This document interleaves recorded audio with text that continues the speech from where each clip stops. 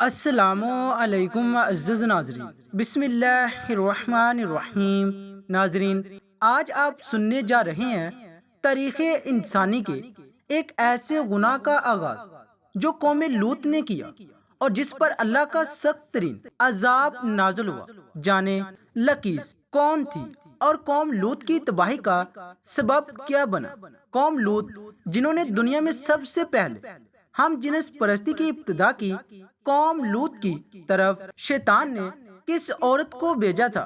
اس عورت نے ایسا کیا کیا کہ جس سے قوم لوط کی عورتیں بھی ایک نئے گناہ میں مبتلا ہو گئیں۔ لکیس کون تھی اور اس نے قوم لوط کی عورتوں کو کیا سکھایا تھا؟ شیطان اللہ کا نافرمان اور بنی آدم کا سب سے بڑا دشمن ہے، جو مختلف طریقوں سے لوگوں کو دھوکے اور فریب میں مبتلا کرتا رہتا ہے اور انہیں ورگلاتا ہے۔ قرآن و حدیث کے مطالعے سے پتہ چلتا ہے کہ شیطان صرف ایک مخلوق نہیں بلکہ ابلیس کی ایک پوری نسل ہے اور اس کی بے شمار اولاد ہے۔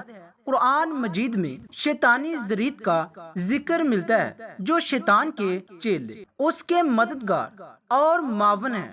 بیان کیا جاتا ہے کہ شیطان کی کئی اولادیں ہیں، جن میں ولہان نماز اور عبادت میں وسوسے ڈالتے ہیں، مسجود لوگوں میں افواہ پھیلاتا ہے، وسیم گھر والوں میں لڑائیاں لگواتا ہے، مرا گانے بجانے کے گناہ کو عام کرتا ہے، اور اس طرح ابلیس کے کئی بیٹے اور پوتے ہیں جو مختلف کاموں پر مقرر ہیں۔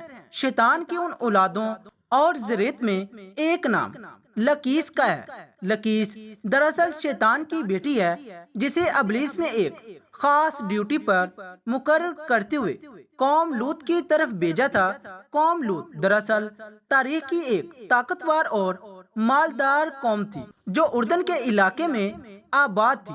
یہاں سرسبز و شاداب وادیاں تھیں، جن میں سدوم اور امورا کے نام سے دو علاقے آباد تھے۔ ابلیس نے اہل سدوم کو اس طرح گمراہ کیا کہ شیطان ایک دن انسان کی صورت میں سدوم کے لوگوں کے پاس آیا اور اس نے ان لوگوں کو آپس میں ہی مردوں میں شہوت کرنا سکھایا۔ ان لوگوں کو یہ برا عمل بہت پسند آیا، لہٰذا یہ لوگ آہستہ آہستہ اس عمل کے عادی بن گئے اور وہ روزانہ بدفعلی کرنے لگے، یہاں تک کہ اگر کوئی مسافر سدوم کے علاقے سے گزرتا تو یہ لوگ ان مسافر مردوں کو بھی پکڑ لیتے اور انہیں اپنا شکار بنا لیتے۔ وقت گزرنے کے ساتھ یہ لوگ اس گمراہی کے گڈھے میں گرتے چلے گئے اور یہ لوگ عورتوں کی بجائے مردوں اور لڑکوں سے زنا کرنے لگے اور عورتوں کی طرف انہیں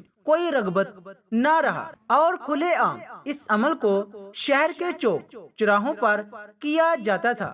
ان کی ہر محفل میں مردوں کا رقص اور ان کے ساتھ عیاش و زنا کرنا ان کا دستور بن چکا تھا۔ اللہ نے ان کی طرف اپنے بندے اور نبی حضرت لوط علیہ السلام کو بھیجا، جنہوں نے اہل سدوم کو اس گندے عمل سے توبہ کرنے کو کہا اور فرمایا، کیا تم لوگ وہ بے حیائی کرتے ہو جو تم سے پہلے اس زمین پر کسی نے نہیں کی؟ تم مردوں کے پاس جا کر اپنی خواہش پوری کرتے ہو اور اپنی عورتوں کو چھوڑ دیتے ہو۔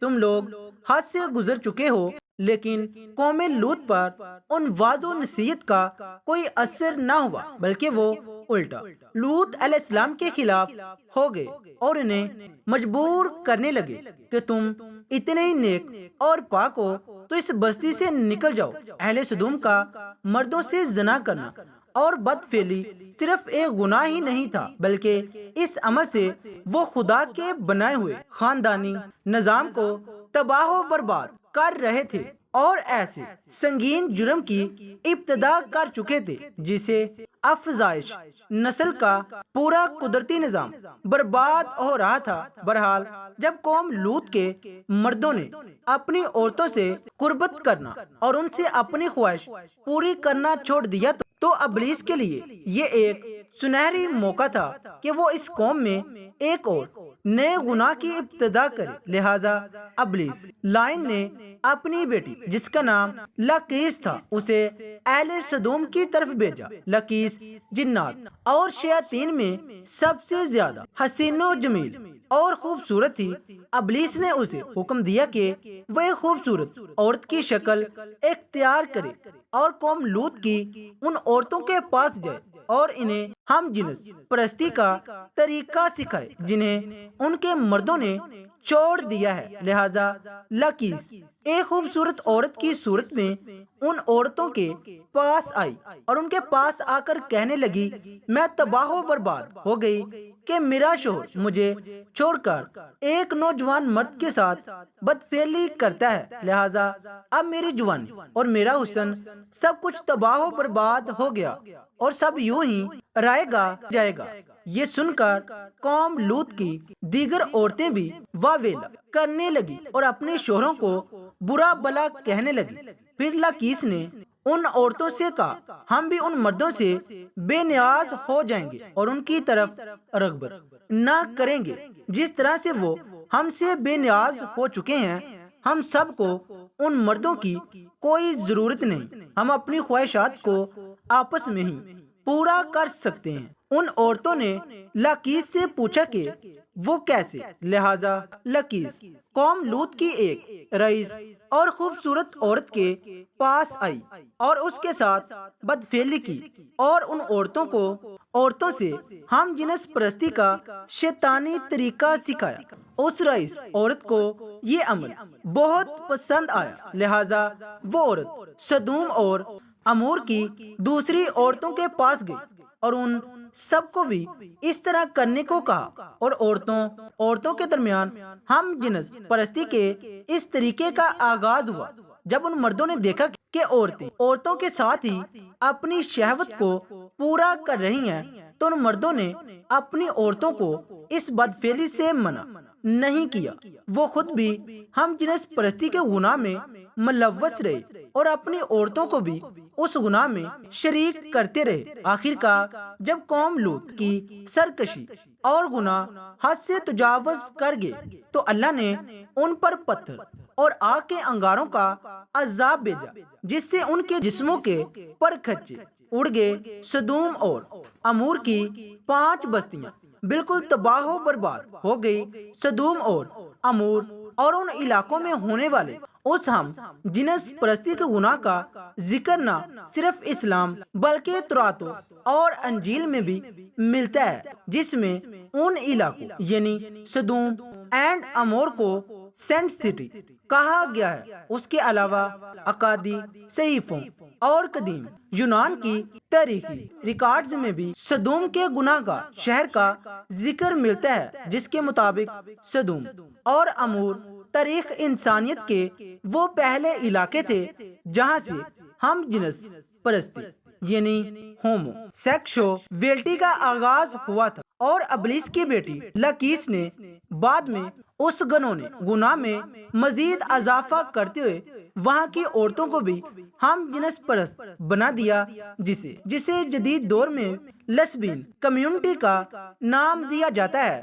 سدوم اور امور کے بعد ہم جنس پرستی کی یہ بیماری قدیم مصر، یونان، چین، افریقہ اور یورپ میں بھی پھیلتا چلا گیا۔ دور جدید میں یورپ اور امریکہ نے ہم جنس پرستی کی سب سے زیادہ حمایت کی، جو ترقی یافتہ معاشروں میں بھی بحث کا موضوع بنا اور اس گنونے جرم کو حقوق انسانی میں شمار کرنے کے مطالبے کیے گئے۔ دراصل اللہ نے ہر جاندار کے نر و مادہ جوڑے پیدا فرمائے ہیں۔ یہ نر و مادہ جوڑے نسل کی بقا کے لیے ہیں، ان کا آپس میں جنسی ملاپ قدرت کے قانون کے عین مطابق ہے۔ انسانی قانون کسی حال میں بھی قانون الہی کو بدل نہیں سکتا، اور قوانین الہی کے فائدے اور برکت کو کسی انسانی قانون کے ذریعے حاصل بھی نہیں کیا جا سکتا۔